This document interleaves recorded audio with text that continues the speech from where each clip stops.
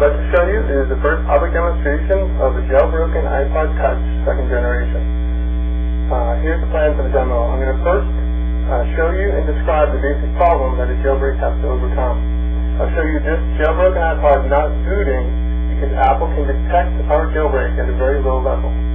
But then I'll apply our patch called Redstone, which overcomes Apple's check. And then I'll be able to show you this jailbroken Ipod booting normally and running, and I'll show you actual jailbroken applications running on it. So this is my Ipod Touch 2G. It's a basic model with a silver graphic 15. So it's volume lockable. It's not too good on the left-hand side. But you can see on my main screen, Ipod's pretty set right now. It doesn't want to boot the new file system that I have on here because it's modified it. I've jailbroken it, and I've invalidated the signature of the kernel. The Ipod can detect this, and it refuses to run it. But even though the file system on here is jailbroken, the Ipod as a whole is not usable right now. I'm going to show you some more detail here on my MacBook.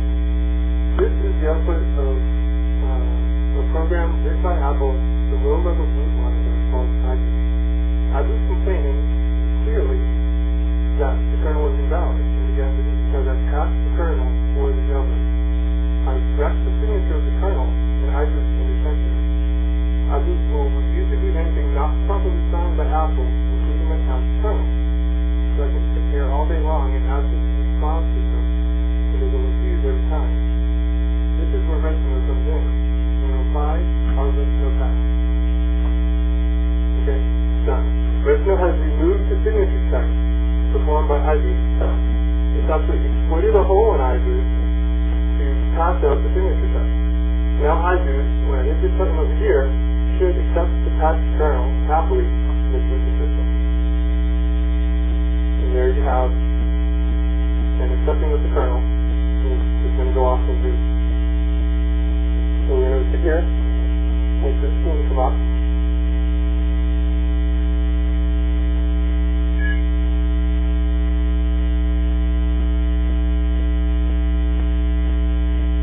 And I'm going to walk through a few applications that you can't normally get from the Apple App Store, and I'll show you the jailbreak.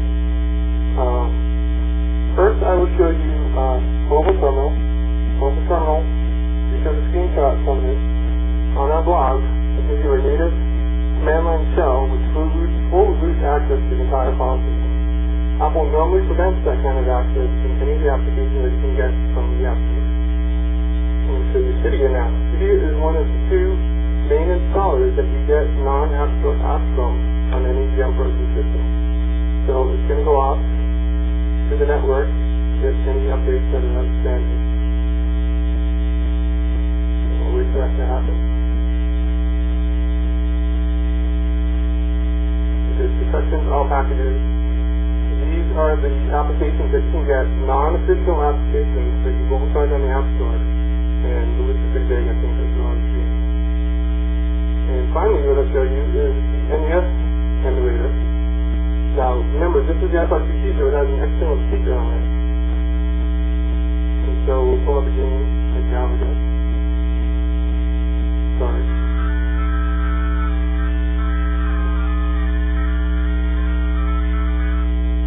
Now, again, a game emulator is not the kind of application that you'll see Apple accept into the App Store. But you can get it through Cydia. You hear it on the external speaker. Okay, so now let me describe the problem that we have yet to solve. The problem is preventing us from releasing an easy-to-use jailbreak program today, right now. Now, you saw back here in my MacBook, you saw this tool, this GUI program called Recovery Tool. This tool is written by a team member with that, and it's on interface to iBoot. It allows us to talk to iBoot and apply the Redstone patch in RAM to get past the signature checking.